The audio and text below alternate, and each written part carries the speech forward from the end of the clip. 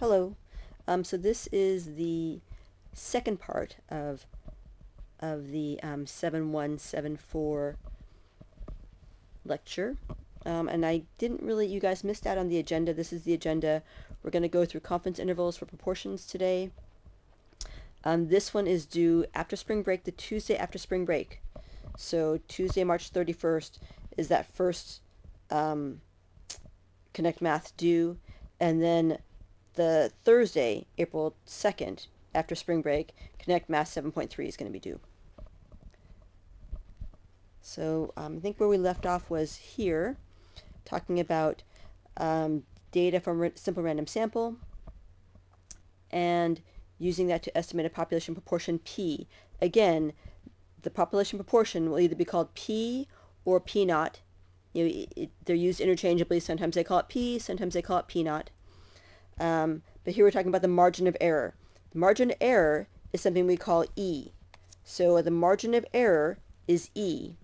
That's what we kind of say is the maximum likely difference between the observed proportion, what we observe, P hat, and what we actually think the true proportion is. So again, remember, we're trying to estimate what the real population proportion is. We're trying to estimate, for example, what the true proportion of Americans will vote for Trump in the next election. So what we do is we take our best guess, our sample proportion, our P hat, and then we're going to jump so many standard deviations in one direction and so many standard deviations in the other direction. And the amount that we jump, this part here, is called our E. So that's E. That's to get to kind of the upper limit. And then we'd jump back E. We'd subtract an E to kind of get back to get to our lower limit. So the amount that we jump, so many standard deviations in this direction and in this direction, that's what we call our E, the number of standard deviations we're going in either direction, the amount. E is, quite simply, the number of standard deviations we want to go, our critical value, right, multiplied by what a standard deviation is. And a standard deviation, this is for a sample proportion. So again, we're talking about central limit theorem, not just one small person, but like a sample of 25 or a sample of 30. So the standard deviation is going to be having that divided by n thing in here. So that's why it ends up being this here is the standard deviation for a proportion, for a proportion when you take a sample of size n. And then this, our critical value here, is the number of standard deviations we want to jump in either direction. So this tells me how many standard deviations I want to go, and this tells me how much one standard deviation is. So that's the amount I need to jump either forward or backwards from my mean from my sample mean, or in this case my sample proportion, my sample proportion P hat, to get to my upper and lower limits of my confidence interval. Here's some great notation. So just again a reminder, P, also known as P hat, P, also known as P naught, is our population proportion. P hat, with this little hat symbol on it, is our sample proportion. It's what we get from our sample. And n is the number of sample values, in other words, our sample size, and E is our margin of error. Again, remembering that E is equal to our critical value, the number of standard deviations we want to go, multiplied by our standard deviation, square root of P hat Q hat over n. And then again, our critical value is that Z alpha over 2. In other words, it's the Z score for the area that we want in the tail. So it's the Z score. It's the Z score here and here that we want. If we want to have, for example, 95% here, then it'd be these two z-scores, which in this case would be 1.96 and negative 1.96. So our critical value is the number of standard deviations. Think of it that way. The number of standard deviations we want to go to the left and the right. We want to go forward and backwards.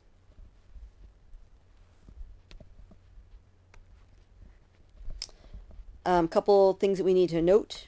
First of all, sample has to be a simple random sample. If it's not a simple random sample, then it's, possibly garbage, a horrible sample to start off with. You need to take a non-biased sample. And then also it has to be a binomial distribution. In other words, fixed number of trials, right? The trials have to be independent, so the probabilities are the same. And then only two possible outcomes, right? You can it either is or it isn't. And this again I talked about. It's the same thing as independent. And then also you have to have at least 5 successes and 5 failures. So those are sort of the requirements that you have to have. In other words, 5 yeses and 5 nos. That's what we mean by successes and failures. So here we're talking about the confidence interval. So again, this is true for all confidence intervals. This is our specific one with proportions. For proportions, and again, remember proportions are those, the original questions are a yes-no question, right? So this would be the p-hat, the proportion of people who said yes in our sample, plus the number of standard deviations we want to go to the left or to the right, multiplied by what a standard deviation is for that proportion, p-hat, q-hat over n, square rooted.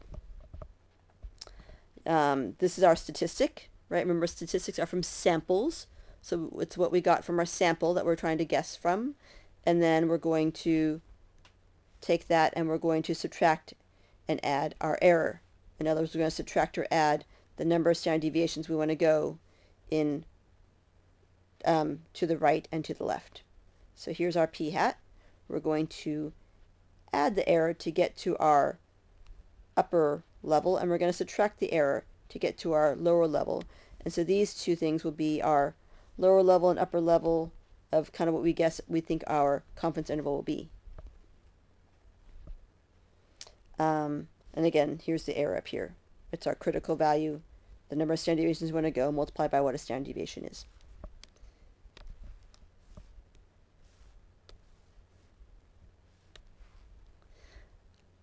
It is often written like this. You have your p-hat minus your error, and your p-hat plus your error. What we're estimating, our p-naught or our population proportion, we're saying our population proportion is somewhere between these two. Please note, we are not saying p-hat is between these two. I know what p-hat is. P-hat is obviously between these two because it's smack dab in the middle of these two. I'm taking p-hat, I'm adding e and subtracting e. We're not trying to estimate what p-hat is. We don't need to estimate p-hat. We know p-hat. We're trying to estimate what p-naught is, our population proportion.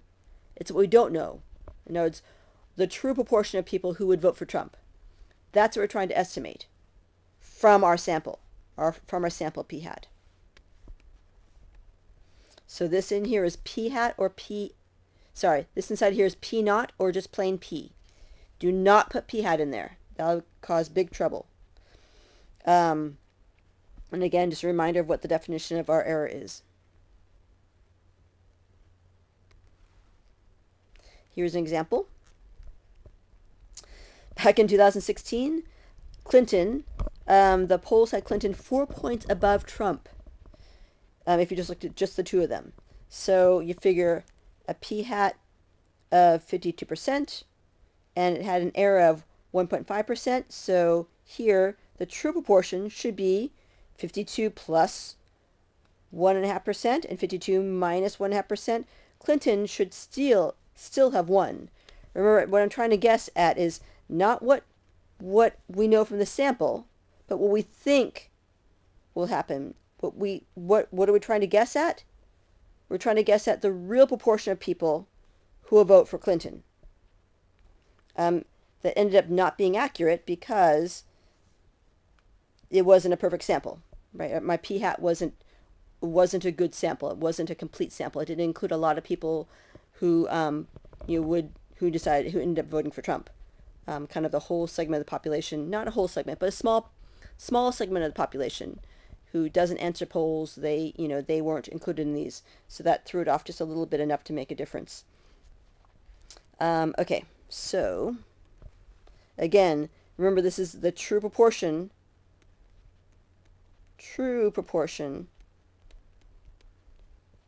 of people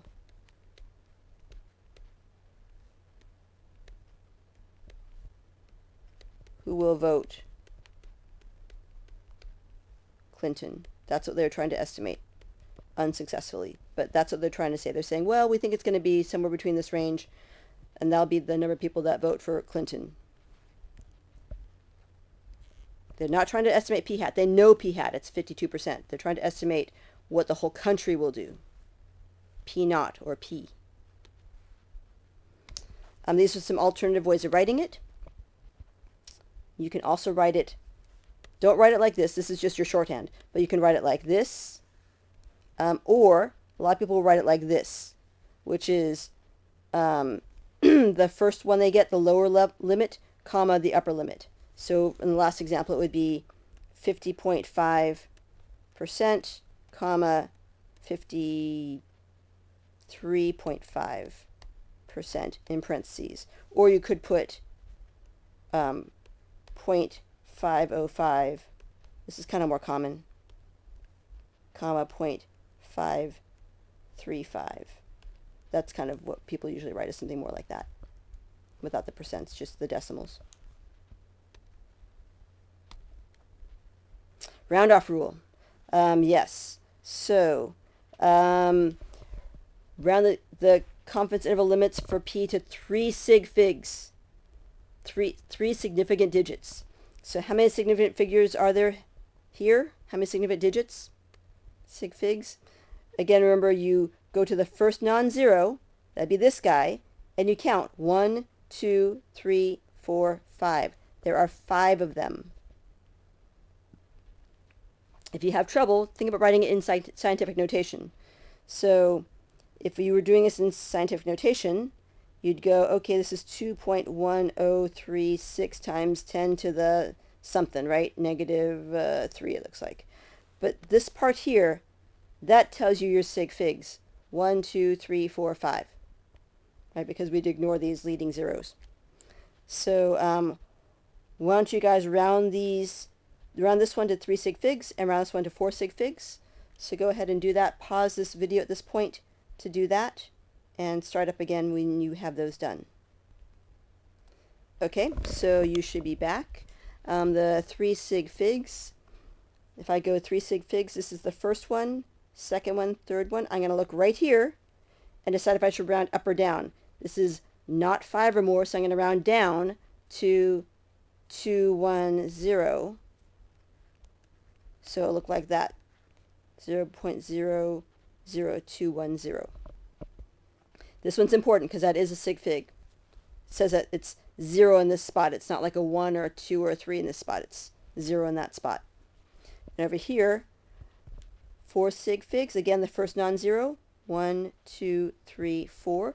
Look at the next one, and that tells me if I should round up or down. Here I'm going to round up because this is 5 or more. So it should be 0.002104, because that rounds up. Okay, and remember, pause at any time if you need to redo things or need to fix your work or check something. Feel free to pause this video anytime you like. Okay, so here's the procedure for constructing a confidence interval for P. So I need to find my proportion, my p hat, plus or minus the error, right? In order to do that, I need to have p hat, and I need to find my error. So here, p hat, you should have that from your sample, so that'll be given. And then the error, you're going to use this formula. Your error equals a critical value. Again, you can use that from that table, right? The table, this table right back here, that table there, here are your critical values that you're going to use depending on what your confidence level is. You'll use that for your critical value. And where'd I go? And then multiply it by what a standard deviation is for a proportion, for a sample proportion. So that's going to be the square root of p hat q hat over n.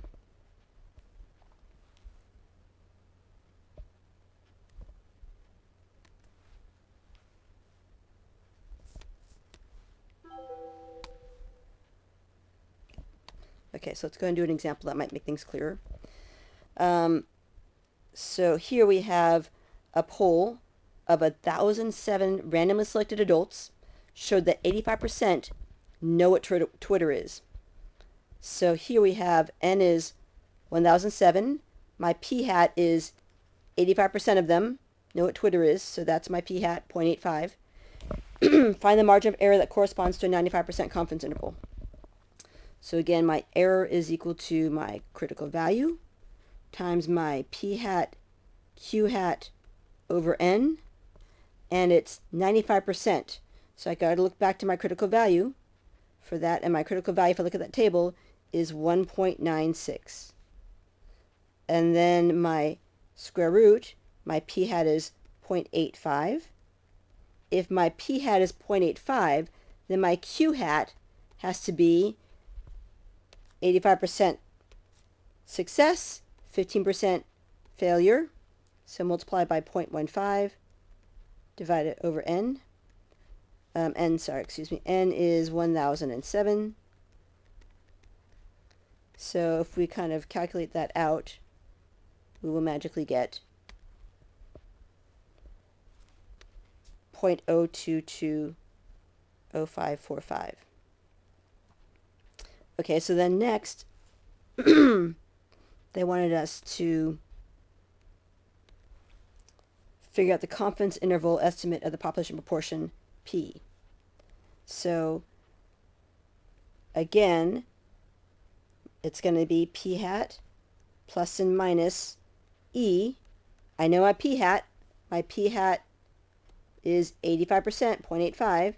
So it's going to be 0.85 minus 0.022 to p hat plus 0.022. So that's my interval notation. So that'll end up being 0.828 to 0.872. And that would be my answer. You can also write it, if you wanted to, like this. 0.828 on the lower side, 0.872 on the upper side, and between those two numbers is going to be my p. I'm saying that my p is between these two. So I don't use parentheses here. Instead, I say that p is greater than this lower one and less than this upper one. And otherwise, the alternative way is to put a comma between them and put parentheses around these, the lower one and the upper one. You can do it either way.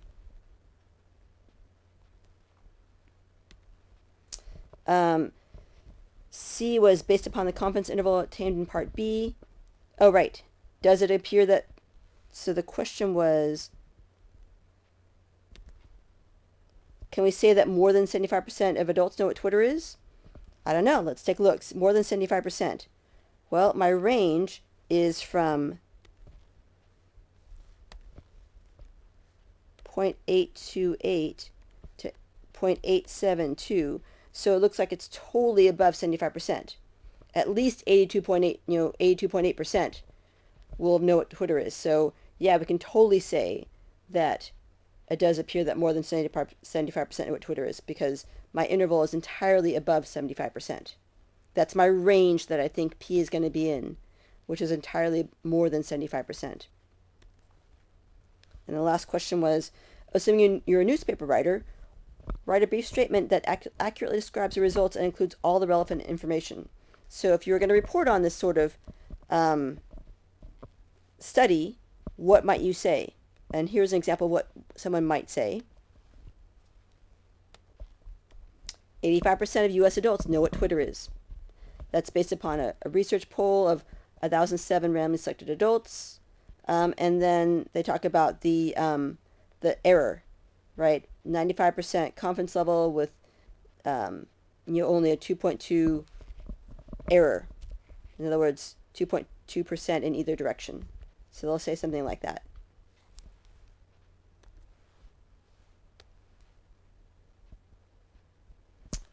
So this is a newspaper article might be wordy like this. On the radio, they'd probably shorten it a little bit. All right, so you guys do lab problem number 1. So here, have a survey of 1,898 people.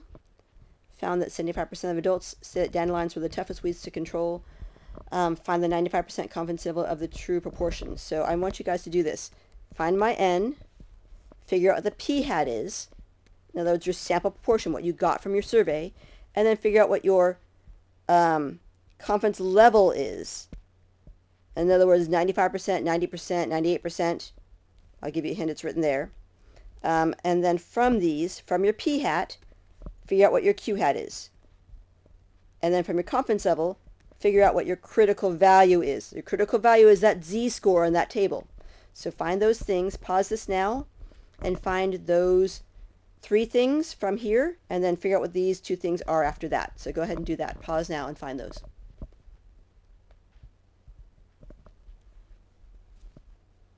Okay, so you should have for your n, this is your n right here, 1878. And again, your p-hat, this is found that 75% of adults. That's your p-hat. That's what you got from your sample. 0.45, which means that my q-hat is going to be 45% success, 55% fail. Those 2 had to add up to 1. Also note that when it says a survey of, that's your n. Survey of n people. The last thing is your confidence level. So my confidence level was 95%, so 0.95, which means that, or we'll leave it as 95%, that's probably easier. 95%, which means that my critical value is going to be 1.96 if we look at this table. So if you go back to this table here, 95% will have a critical value of 1.96. So that's where you get that from. Just grab it from the table. 95%, critical value 1.96.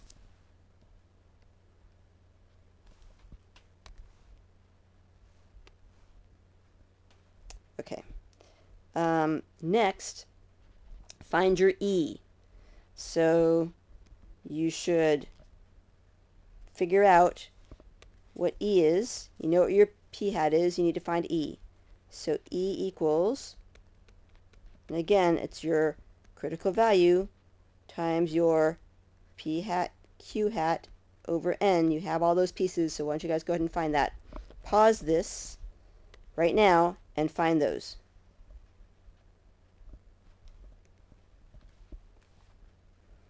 Okay, so you should have 1.96, my critical value, times the square root. The whole thing is square rooted, not just the top, the whole thing. So make sure you do the whole thing square rooted. So this is going to be 0.45 times 0.55 over 1878. This 1878 is inside the square root.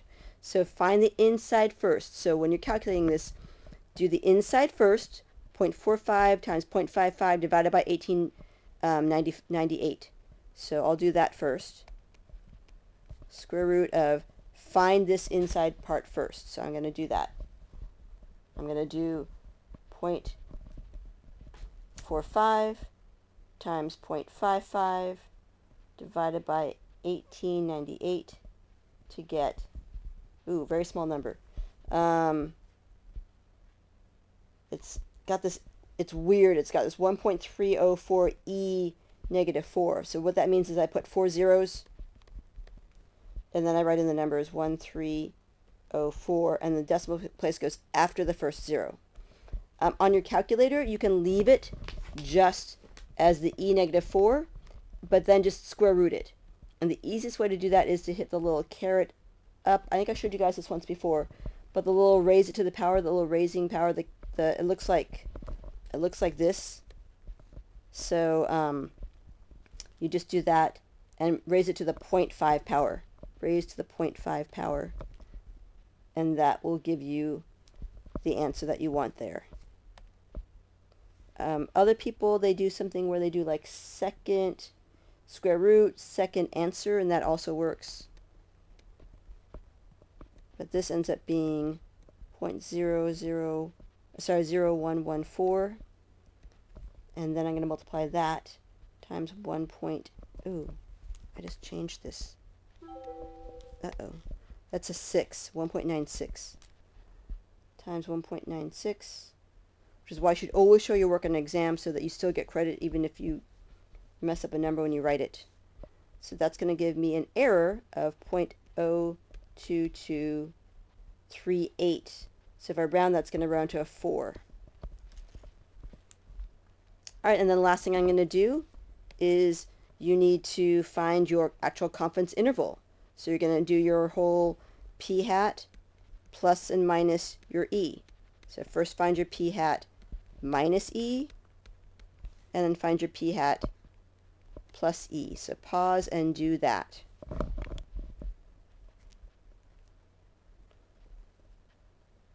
Okay, so my p hat minus e is going to be 0.85 minus 0.0224, and this will be 0.85 plus 0.0224. So I'll get 0.828 like we did last time, and over here I'll get 0.8. Is this, did I do this wrong? Oh, 45. Oh, that's what's wrong. Okay, sorry. My bad. This is 45. Totally wrong. And 0.472. So super similar. It's just almost exactly like the last problem. So that would be your confidence interval. And again, you can also write it like this. You can also write it 0.428 is less than p, which is less than 0.72. You can write it either one of these ways. Is fabulous. Okay, good. So that's that one there. Here it is prettier. And they have a nice little summary at the bottom to talk about that. This is kind of important. So what we're saying is that the range between here and here, we're 95% certain that this range contains the true proportion. Because 95% of the time our sample will be correct and it will contain the true proportion. Then we're going to look at alternative ways of finding p hat.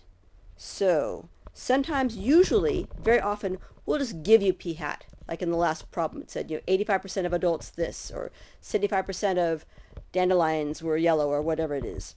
But sometimes you have to find it. It's a proportion in disguise. So it might be like 3 out of 5 dentists recommend Crest. 3 out of 5, that means 3 out of over 5, or 60%. So that's kind of how you find that. It's your x out of n, 3 out of 5 in this case.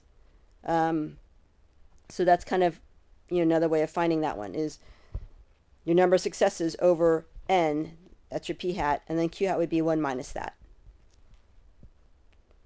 So let's take a look and see an example. Driving to work. So here, actually let's go ahead and you guys kind of try to figure this out. And maybe try to figure this part out too. So ignore that too. Why don't you guys just try to sort out sample of 200 workers, found that 128 drove to work alone. Find p hat and q hat. All right, so what's my n? Sample of 200, that's my n. And this is not my percentage. It's not 128%. It's 128 people, 128 workers. So 128 workers means what percent drove to work alone? How many? So What percentage? It's going to be 128 out of 200. Right? Because my X, my number of successes, is 128. My N is 200. So sometimes we'll give you the percentage. I mean, sometimes we'll give you the amount. And you have to sort of read the words and figure out, oh, are they saying that, are they giving me the percentage? Or are they giving me the number of people out of N? In this case, we're giving them people out of N.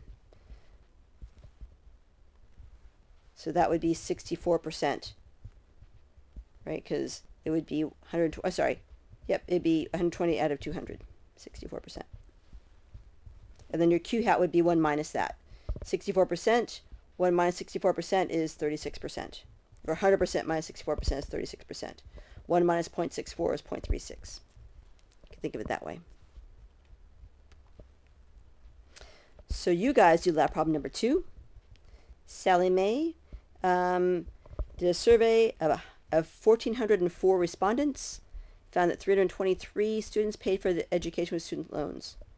Find the 90% confidence level. So this is a different confidence level, 90%, not 95%. So your critical value is going to change of the two proportions. So again, find your N,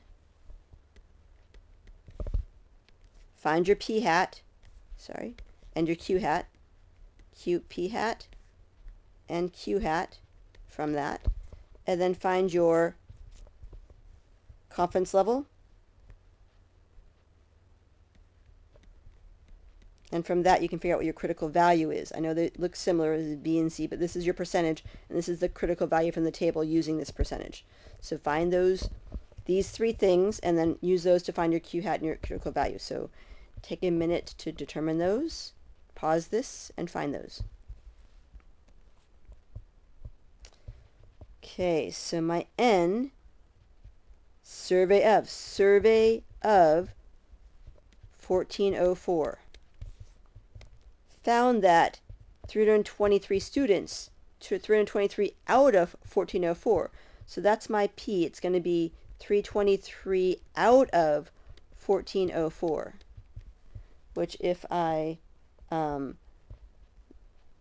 compute this, I will get 323 divided by 1404, 23%, 0.230, and then Q would be 1 minus that, so 0.770, 3 sig figs. And then my confidence level was 90%, which means that if I look back at my table here,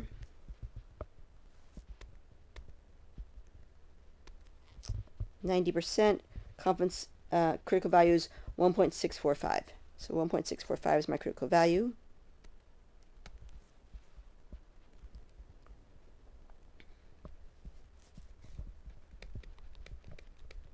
Good.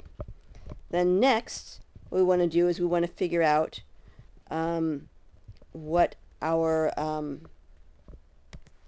E is. So find your E from that. Figure out what E is. Everyone find E. Take a second and find E. Pause this.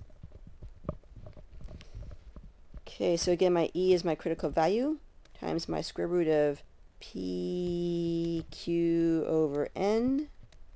So that's going to be 1.645 times the square root of 0.230 times 0.770 over 1404. And again, work from the inside out. Find this inside first, then square root it. And then last multiply by 1645. So 0.230 times 0.77 divided by 1404. I'm going to get, again, a really small number, so I'm going to square root that, raise it to the 0.5 power, and I will get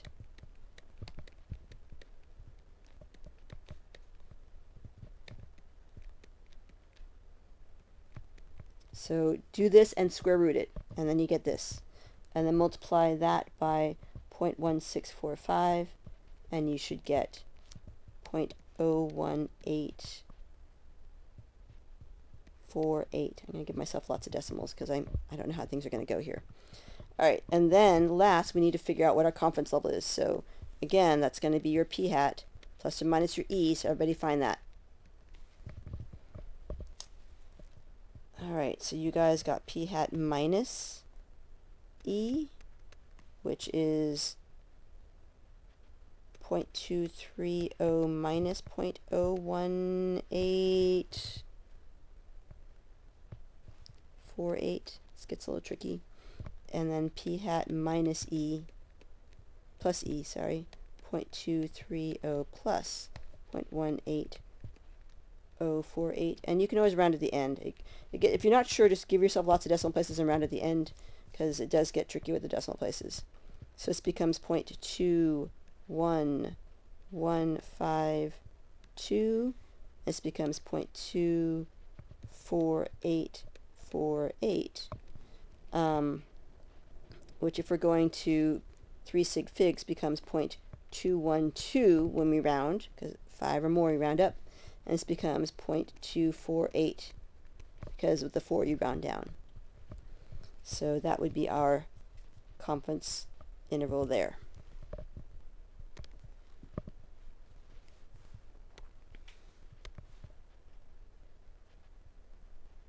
And they used a little different z. They rounded their z to 1.65, so they're going to get something slightly different, which is also fine. It's just different. Like I said, it's if you'd round it, as long as you show your work, then you're going to be okay.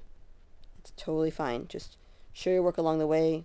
Obviously, they got something slightly different because they got slightly larger numbers for their error. They should have gotten slightly larger numbers for their error. Yeah, slightly larger number for their error because of that 1.65 instead of 1.645. Okay. Now, let's take a look at the opposite way. Actually, let's take a little break. So I'm going to take a little break. Why don't you guys come back, walk around for 5 minutes or whatever, or 10 minutes, and then come back and we'll start in on this second one.